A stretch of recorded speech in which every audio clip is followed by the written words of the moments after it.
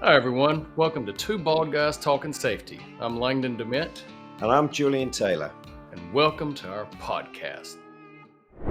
Welcome back, everyone, to Two Bald Guys Talking Safety. I'm Langdon DeMint, here with my dear compadre, Julian Taylor. Good to be with you. And for many of you who don't know, we've been together for the last week. I'm back in the States now, but it was really that I was trying to build that climactic scene of Jules, and then I blew it. Yeah, it's okay. It's great, though. It's all good. How are things? After my departure, you had a big weekend, which well played, side note. Thank you. Yeah. So I was on my first stag do in a long, long time. And I played my wild card because it was Caroline's birthday. So she thought I was going to be away on the stag do. So I did half the stag do and then came home and surprised her. So I never asked, though, was the response, hello, Jules, or was it, oh, I should have asked. No, it was positive. Well, it was positive after she'd got the shock of walking down the drive in the dark and thinking there was a burglar in the house because the lights were on and she could see this shadowy person walking around in her house and she didn't think anyone was there. So once she got over the shock of thinking we've got burglars, she did look quite pleased to see me. But she did suggest to me that actually it was more me bailing out of the stag do rather than coming home to surprise her. So I will leave that up to our listeners to make their own mind up on that one. Potatoes, it's one of those. It is what it is. Well, that's good. We had a good week last week. You knew that for many of you, we were in Edinburgh for a presentation, some meetings, and then we did some other Two Bald Guys things from a, I guess, marketing standpoint. Stay tuned. And just had a good time. We also got to play the old course. But before I get into that, this week here in the States, it's Thanksgiving. At Thanksgiving, we always do something that I'm going to say we, I guess everybody, I don't know if everybody does or not, but you know what we're going to do, our tradition is to say something we're thankful for, Jules. I'll let you start. I've got loads of things I'm thankful for, Langdon. Obviously, but at the present moment, and it may be a couple of things. Obviously, looking at you, friendship is something I'm thankful for. Yeah. I'm thankful for family. And I suppose this week, what I've got to say is I'm thankful for is both my kids. One of my good friends said, "Your job as a parent is to train your kids to leave home," and I've done that really, really successfully because one's in Sydney, Australia, and one's in Bogota, Colombia. But actually, my eldest daughter, who is living in Colombia for 3 years, is coming home at the weekend for a week.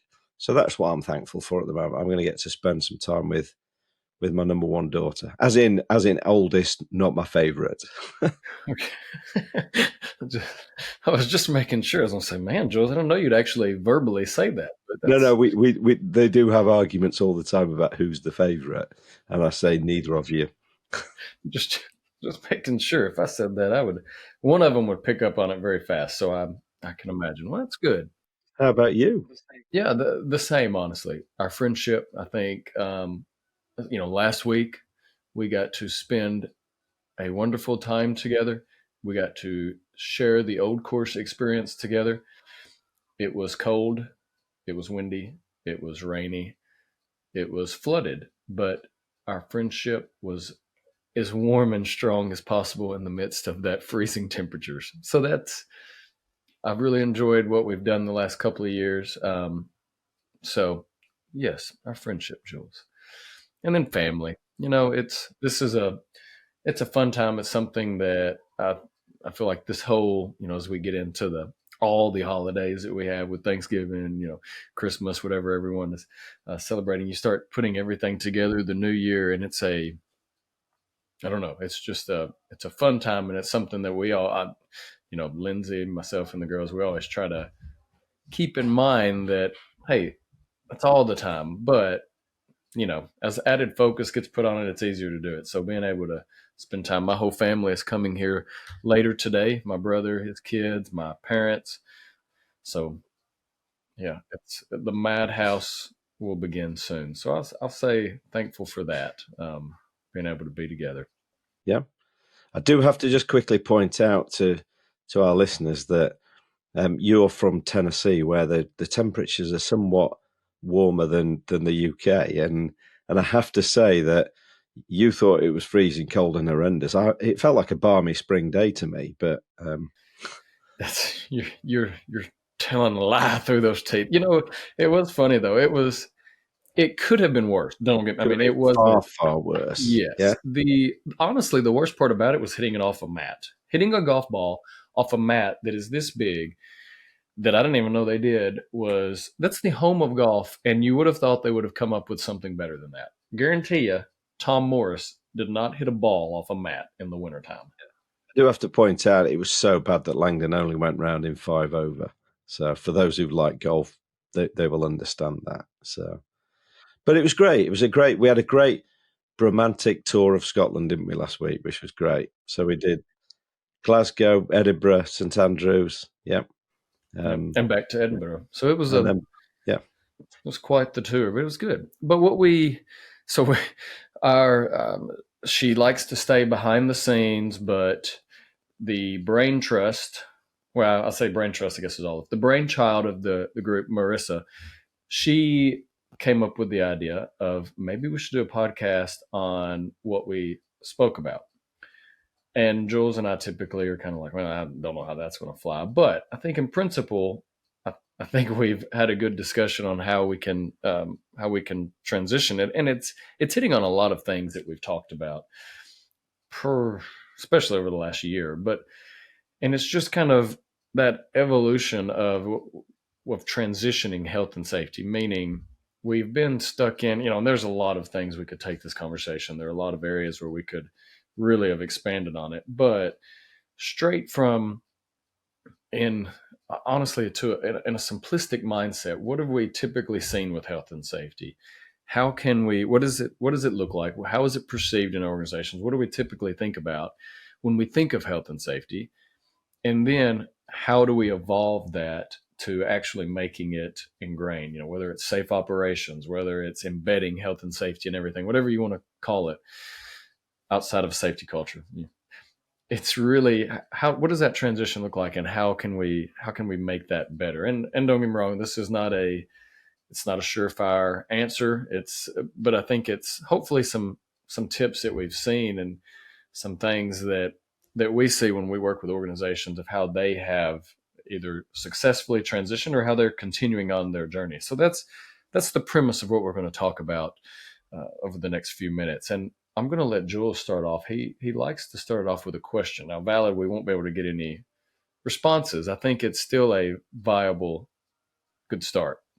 Well, I think it's a good question to ask yourself, and I've got to preface this by saying that I stole this question. I actually heard a lawyer ask this question. It's a while ago now, at an IOS conference. And whilst I'm not a fan of lawyers, I think it's a great question. And the question was, when in the last 12 months, have you seen the job stopped because somebody raised a safety concern? And it was interesting, wasn't it? In the audience in Edinburgh, maybe 25%, if you're lucky, raised their hands to say that they'd observed that. So you can kind of stop and reflect on that in terms of, okay, were there no safety issues, so that's why people weren't raising their hands or stopping the job? Or do we still have a challenge around the culture in organizations that people feel comfortable to say stop? Yeah. Is there still that discomfort around stopping the job? Or I don't know whether it's worse, but a lack of understanding around actually what is a safety concern to say, actually, I need to raise my hand about this. So to me, that question, we've asked it a lot. We've asked that question a lot, haven't we, Langdon? and I think I'm going to keep asking it until I'm getting kind of at least three quarters or up of hands going up in the room, because I think as long as you're asking that question and people aren't putting their hands up, it's kind of telling us as safety professionals that we've still got a job of work to do. Well, and I think it's funny because we always, you think of stop work, it's pretty old school. I mean, meaning of being able to. And I know I was trying, when you said that yesterday, I was trying to remember how many, it seemed like you had some people that were straight up and then you had some that were kind of, which I don't know what this means. Is this the please don't call on me, or is this the, maybe, whatever. Sorry, everyone, I'm putting my hand maybe at my shoulder level. So the little half raises that you're used to doing back when you were in school, not wanting to be called on. And don't forget the psychology of an audience here, Langdon, that actually a lot of people will look round and see, right, what's everyone else doing? I'll follow the crowd here. Yeah. Yeah, and that's very true. And I think it's something that I feel like we struggle with sometimes because we have these discussions. We have good discussions. We work with a lot of, we spread the gamut of organization sizes, organization maturity. And I feel like sometimes some of our discussions that we have, I'm not taking away. I think they're really good. I know I'm going off kilter here, but sometimes we get so caught up in wanting to make change. We talk about these good philosophies, these good practices that are in place, human performance, whatever you want to call it, yada yada.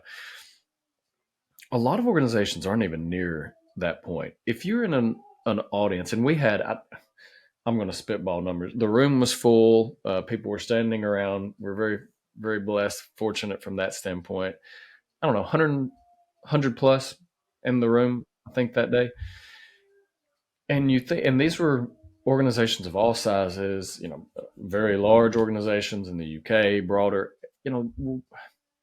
half of them put their hand up to that. Now, is that because they haven't had the occurrence or the need for a stop work? Or is that because they feel like they maybe are not at that point? And I think all of it plays into what is the perception of health and safety within an organization, because if you don't watch out, you get so caught up in trying to, how can we change our culture, how can we implement better change management, when some people are just trying to figure out, well, crap, right now health and safety is perceived in our organization as my, maybe it's my regulatory or my regulation book over, it's 1,000 pages, it's my checkbox exercise, it's, well, I got to do what I have to do to get the job done, period. Instead of it being a proactive, what does health and safety truly mean? And I think that to me is something we get really caught up in.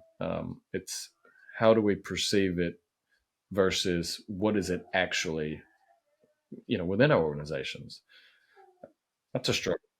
You've got that slide that you put together, and I hate to say this because I hate to stroke your ego, but it's a great slide because it's just four simple pictures, and the first picture is just a classic A4 folder with health and safety down the spine of it. Is that the perception of health and safety in your organisation, that it's just a Safety cop? It's safety cops here with the folder with lots of documents that you've got to understand, and it's a dry and it's a boring subject. Yeah, that's the perception of safety. That's going to instantly reflect in terms of the way people behave and do they stick their hand up to things. And then you've got sort of what the other pictures we've got on there, Langdon. We've got a picture of a group of people stood around talking about some documentation. Yeah, which you could read that picture multiple ways, couldn't you? That you're very process driven, or actually it is a team thing. It's about, before you start work, actually the team talking about how we're going to do this and how we're going to do it safely. Yeah. Well, and I think to me it comes back to, a lot of those images. And honestly, I mean, there's a drone, so that's very proactive, but it just goes to also kind of alluding to, we get caught up in tools in place, things in place, making sure, our check boxes are in place. But is that, which all then kind of leads to the zero? You remember, and that seems like that's not as big or as talked about as it was. But zero was like the thing. Hey, we have zero incidents. We've had 100 million man hours without an incident, and that's fantastic. I'm not negating that if that happened, but that was like the culmination. And and it kind of alludes to that other slide we put together where we talk about it. And I love that picture. I wish, you know, maybe we can show it up, but it's just that thought of, well, okay, fine. If nothing adverse happens, so there's no incident, there's maybe no injury, whatever. Does that still mean it's safe? Does that still mean it's healthy? How many times have we had close calls, and does that mean we were safe? Now the big thing is all these airlines talking about close calls they're having, whether it's landing, I mean, seconds away from disaster. Okay, is that healthy and safe? Just because nothing, came to fruition in a negative light. And that's the big question, I think we start trying to consider. What does that really mean? What does it look like? So, okay, we haven't had any incidents. We have zero incidents. Are we really healthy and safe? We've got it so much in the workplace, haven't we, where we've got those instances where people are getting away with it, but one day it's going to go wrong, isn't it? Yeah. It's, today I was working outside, I guess it was, I don't know, maybe 2 weeks ago, and I wasn't cutting or anything like that. I had the blower out, and I wasn't doing a lot. I just had a little bit. I was like, I need to get this out right quick. I didn't throw in glasses. It wasn't terribly windy. I mean, very small, little bitty piece of wood somehow got into my eye. And I was kind of like, oh my goodness, what am I going to do? I ran in and got some lukewarm water. I just flush. Miraculously, it came out. But that right there, that's a perfect example of nothing adverse happened, thank goodness. But was I healthy and safe? No. How many? Just on a side note, though, how many safety people spend the whole week in the workplace banging the drum about safety and then go home and do stupid things when they get home? Stop. Just occasionally. But that goes to the point of what we talk about, right? And I think all workers are like this. We're as safe as we need to be. I'm not even going to say have to be. We're as safe as we feel like we need to be without being too safe in order to still be able to do the job as fast or whatever as we need to. I mean, yeah. Yeah. Just quickly, you were talking about the race to zero, and um, it's funny. I was talking to a friend of the pod on a bike ride the other morning. So it's a friend of mine who I go out cycling with, and he listens to the pod, and we were talking about KPIs, and it is a fine balance, isn't it? Sometimes in terms of, okay, do we want to achieve performance against a number, but actually by setting that number, do we then have an adverse effect in terms of the behaviour of the people because they want to hit the number? It's a fine line sometimes, isn't it? And sort of the zero incident ones is the classic case, isn't it? Where very rarely is an organisation going to have zero incidents. So actually, if they are showing zero, are people covering stuff up? Are they hiding stuff because they're worried? Again, there's that worry, that cultural thing around. I don't want to be the person who actually screws it up, so we've got to go and change all those signs that we've got out there. Yeah, yeah, And and I think that's where it boils down to the culture. And, not trying to, again, to talk about what we did, what I said a few minutes ago, but it does, right? We get into the maturity, and I know we've discussed maturity on here before. We've done webinars about it, but it an organization, it doesn't matter if there is 20 people or if there's 10,000 people.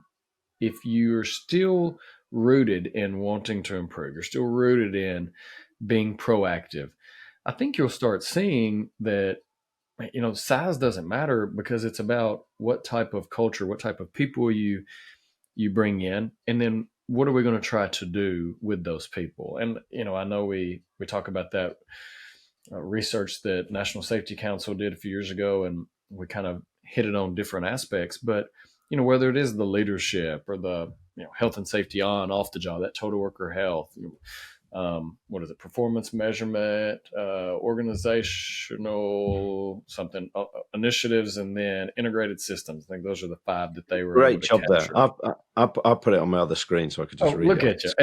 screen. If I'm on it, there we go. But we can kind of explore those. But I think really and truly, you could boil down everything into each one of those that works within an organization, not just health and safety related, but whatever. And to me, that's it, right? It's if if you have an organization that wants to improve, that wants to be proactive, let's just use that term, wants to learn of anything, you start seeing each one of those have to be really pertinent and have to be utilized. I think I had a bit of a light bulb moment around maturity model last week, which is just when you were talking about it, which was it can be kind of seen as this academic thing, can't it? This academic tool that people use in presentations, and actually, absolutely, what it should be is this self-reflective tool, and not just for you as a health and safety professional, but actually get people across your organization thinking about where are we, and actually how do we start to move ourselves up the way in terms of that maturity model. And that can be shop floor, it can be supervisory, it can be senior leadership, but actually just use it as this self-reflective tool that says, gets everybody thinking, right, okay, what can I do to contribute to actually moving us up to the next step? And then I suppose the other question, which we might leave unanswered here, but we'll throw it out there, is can you ever truly achieve excellence? Do you ever want to truly achieve excellence? And that might sound crazy, but actually the danger is if we think we're excellent, we stop trying to improve. Yeah. So actually almost excellence should be the unicorn that we can never quite find. Yeah. Mm-hmm. Yeah. Well, and that's what I love about it, because I remember when when we made one, and this has been years ago. It was just a four quadrant. I remember showing you when I first came. I don't know if you recall, and I transitioned it towards the end when I was still at my old job, and then when we came here, we really made it, I think, a little more proactive, journey like, if you will.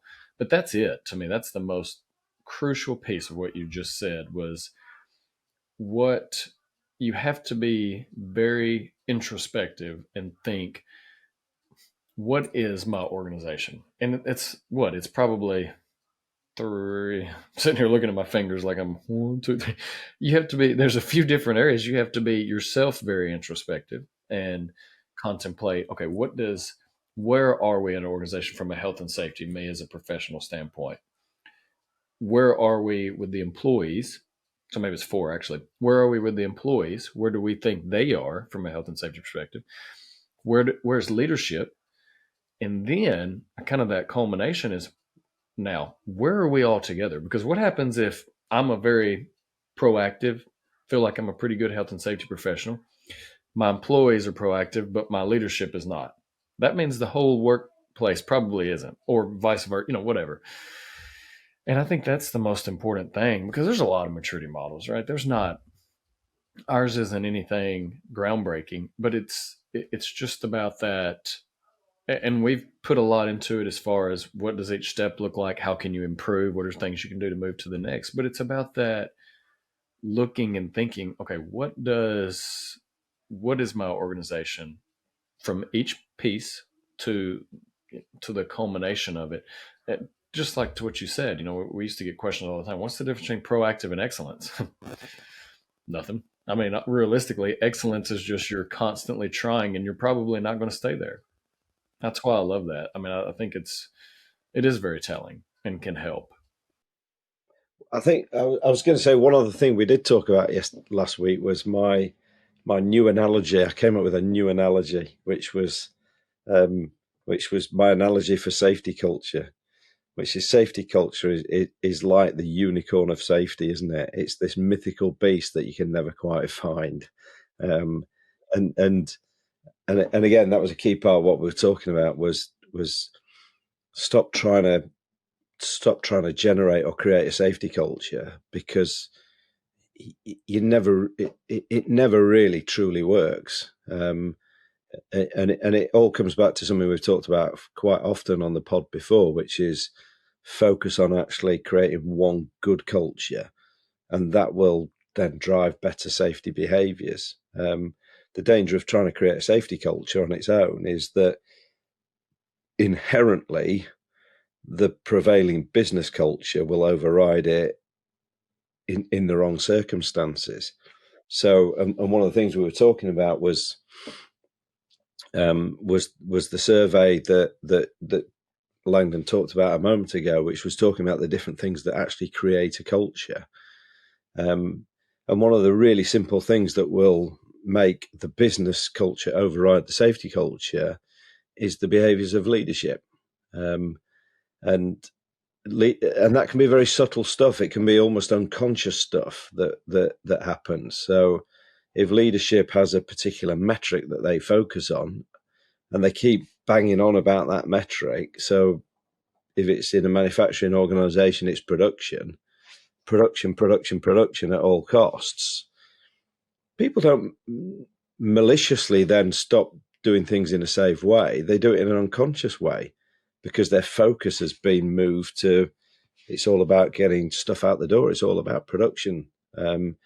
So they inherently start to do things where they cut corners to make sure that they hit the production numbers that they're being asked for.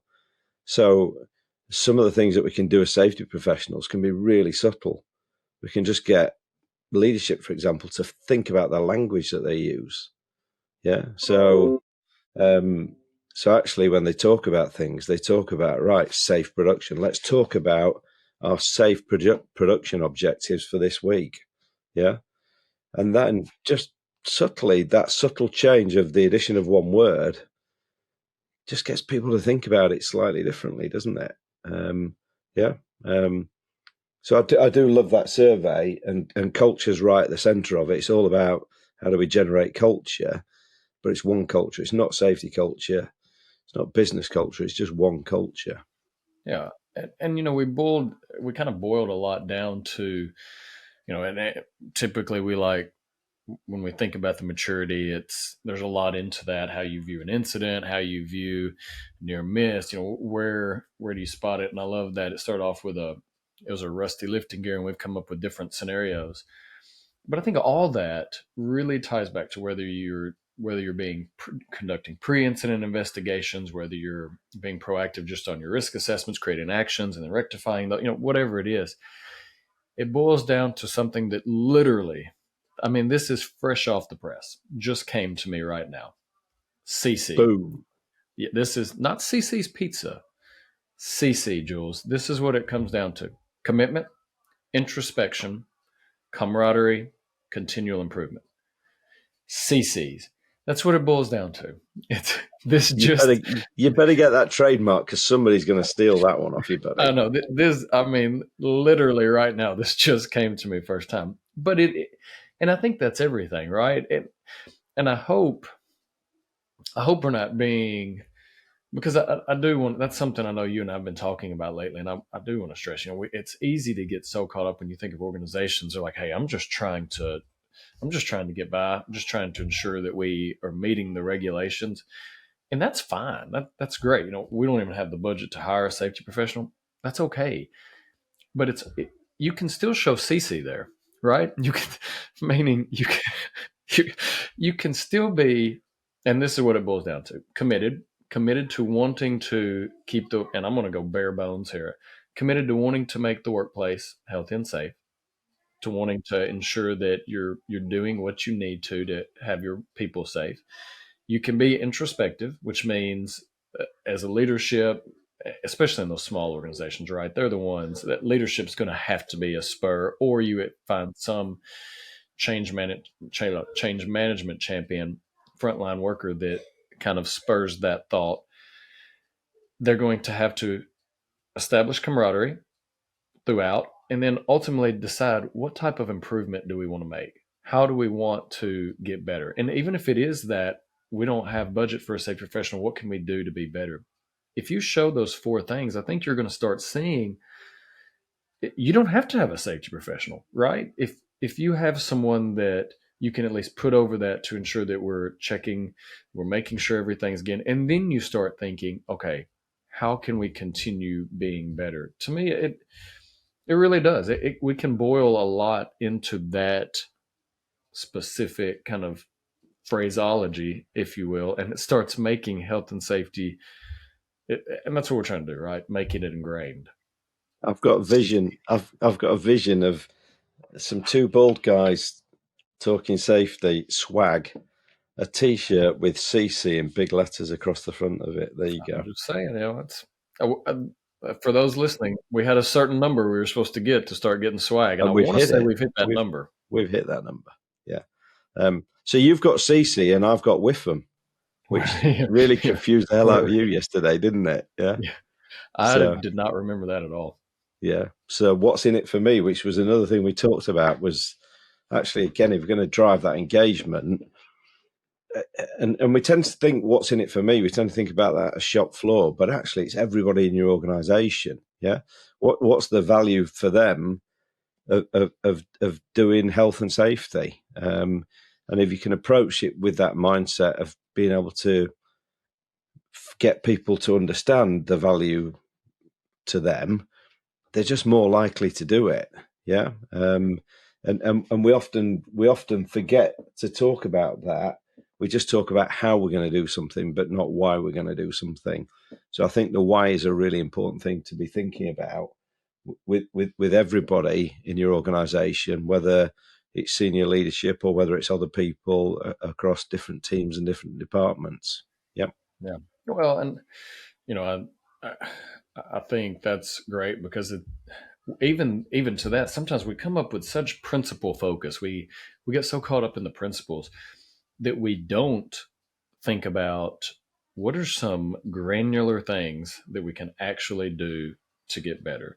And we talk engagement and yada yada, and to me, engagement is crucial because that's kind of what can fundamentally start changing things. If you have a cold, quote unquote cold, not like cold, but like I don't know what I'm trying, a cold workplace where people don't want to talk or speak, are you going to, is it usually going to be a open environment to wanting to be better with or proactive in anything? No. And I think that's pretty telling. Yeah. So the more engagement we can get with our workforce, and when I say engagement, there's one thing, and I know I've told you this. That friend of mine who's an industrial hygienist, who we went to church together, grew up. I was friends with his children, and I think a lot of him don't. Hopefully, he doesn't listen. I don't want him to know that. But one thing he could do, it was amazing. He was the type. He might not even see that. He would do annual sampling once a year, but he would walk around and he would actually remember things, and he would just cut up with him, just talking to him. How's it going, Bobby? Just I think little things like that actually start showing. They show you care. If I walk up to you and I'm just Mr. Taylor, and I just keep walking, versus Jules, how are you? How's the fam? Everything good? Even if I don't know them, it's that warm, engaging, and I think a lot that we have a Gallup poll we talk about. We show how engagement kind of really can check a lot of boxes, meaning better productivity, better health and safety, yada yada. But I think that is something that we really anyone can do, even if it's out of your comfort zone. Just kind of being a little more conversational, and I think you're going to start seeing some things. Now, don't get me wrong. If you don't have any regulatory understanding, okay, we still have to. We got to get to that, but I think you'll start seeing the dial shift, and that's what we're trying, right? That's what we're trying to do. Sometimes it's really simple stuff, Langdon, isn't it? It's just what do we want as human beings, and actually sometimes it's that recognition, it's that social interaction, and the best thing any leader or manager can do is just go and talk to people. Yeah, just go and talk to them, because it builds relationships, doesn't it? And the more you do it, it's interesting. We've been talking about feedback within our organisation. The danger is, as soon as you hear the word feedback, what instantly comes into your head? It's going to be negative, isn't it? Yeah. Okay. So, so actually, what you've got to do is have a mindset shift where actually, no, I just give feedback all the time, whether it's positive, whether it's negative. But actually, if you've given people positive feedback, they're far more open and receptive to developmental feedback in the longer term. But it's, to me, it's just really simple. Go and talk to people. Yeah, we've created this world, haven't we, with these amazing communication devices that means nobody talks to anybody anymore. We send messages and we send WhatsApps and texts and BRB, LOL, yeah, and all yeah, I'm going to avoid the acronyms because I'll get them wrong. But it's that BO. just go bo, just go and talk to people. Yeah, you're trying to send me a message there. I know we spent some No, time no, no, together no. I was last just week. giving So. another acronym. But no, I do think you're right though, because it's just that simplistic. I mean, we always talk about KISS, but it is. It's a lot of just be open, be easy, understand that, when we want to make things better, sometimes it's just marginal gains. It's really small things of trying to shift the conversation, right?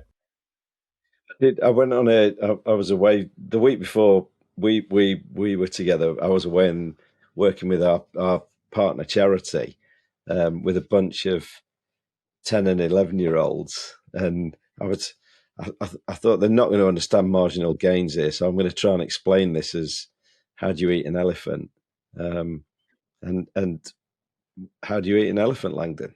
Same way you eat a peanut, one bite at a time. One bite at a time. Yeah. And again, that's a great approach to safety, isn't it? Is don't try to change the world. Yeah. Don't try to change the world because you're going to fail. But actually, what you can do is say, we're going to do these little things and we'll keep doing more of those little things. And that's what gradually changes the world over time. Yeah.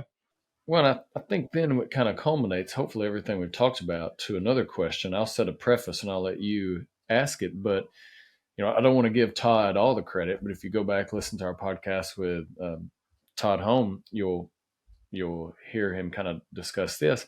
And I think it's something that we've also principally we've talked about, but for some reason, and again, I don't want to give too much credit, but when he said it and he and I've talked about it, when you really think about all that, I've kind of been digesting and really thinking what it means. I think we undercut this a lot, and it's something that we really need to ask and think about. And this is what can help us. We start off with stop work. This is kind of that beginning front. You want to ask it? I'll let you ask it. No, You I'm going like to let close. you ask it. Oh, thank you. We do stop work, but how often do we truly start when safe? And I think that is something it's pretty it's pretty impactful when you really think about, typically we always, oh, well, we have our pre-job briefings, I go through my JHA, I'm good, have all my PPE. But are we really starting when safe, meaning, okay, I understand 100% what this job entails. I understand what controls are in place, what emergency procedures. I know this SOP, the standard operating procedure for this job. I understand. I'm truly beginning this job when safe. And I think a lot of times yeah, I'm good. I understand where my errors can be cut instead of anything that could be or could go wrong or anything adverse that could happen has been identified. I'm cognizant of that and I'm ready to do the job. I think those are honestly, I think they're two different thoughts that when an organization and its employees can do that, I think you've gotten started on a good path.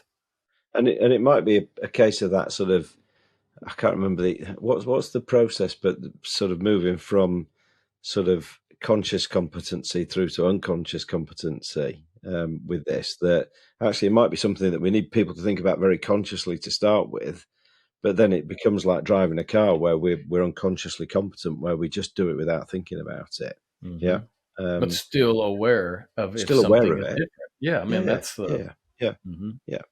I think just to wrap up, I suppose the last slide in the deck that we used last week really wraps it together, doesn't it? Because it talks about quality, it talks about production, and it talks about safety. And really, what it's saying is that any successful organisation, those three things they're not separate from one another. They all link into one another.